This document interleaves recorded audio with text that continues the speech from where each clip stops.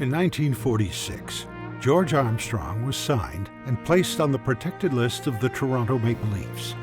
25 years later, on April 4, 1971, he would play his final game. Between signing with the club and finally hanging up his skates, George would play more seasons, more regular season games, more playoff games, wear the C for more seasons, and captain the Leafs to more Stanley Cup victories than any other player in history. Born on the 6th of July, 1930, in Bolins Bay, Ontario, on the shores of Lake Wanapitei, to an Irish father and an Iroquois mother, the Chief would become the first player of Aboriginal descent to score in the NHL. Prior to that, he had played for the Junior Marlies and helped the Senior Marlies capture the Allen Cup.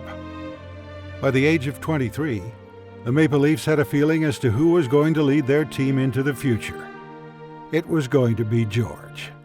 So in a time-honored Maple Leafs tradition, a very special number was bestowed upon the young Armstrong.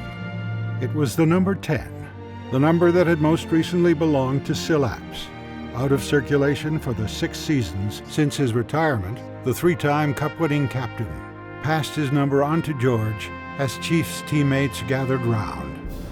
With great privilege comes great responsibility, and George wouldn't disappoint, wearing the number worn by Syl Apps in the 40s and Joe Primo in the 30s for the next 18 years, through the 50s, 60s, and into the 70s.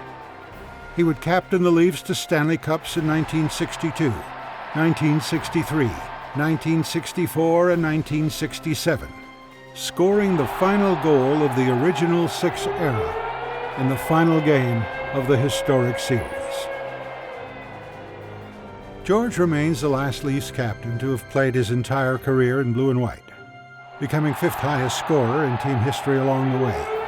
Paul Henderson, who joined the Leafs in Armstrong's 17th season, said of the Chief, "He sure came out to play every night, and he had no patience for those players who didn't."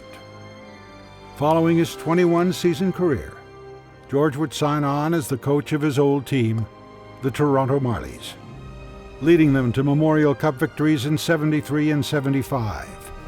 That same year, he was elected to the Hockey Hall of Fame. He would also serve as scout, head coach, and assistant general manager of the Maple Leafs in a career that has now spanned 8 decades. As the country watched, in a 1998 ceremony, his number 10 was hoisted to the rafters of Maple Leaf Gardens. Of George Armstrong, Conn Smythe would say, "He was the best captain, as a captain, the Leafs have ever had."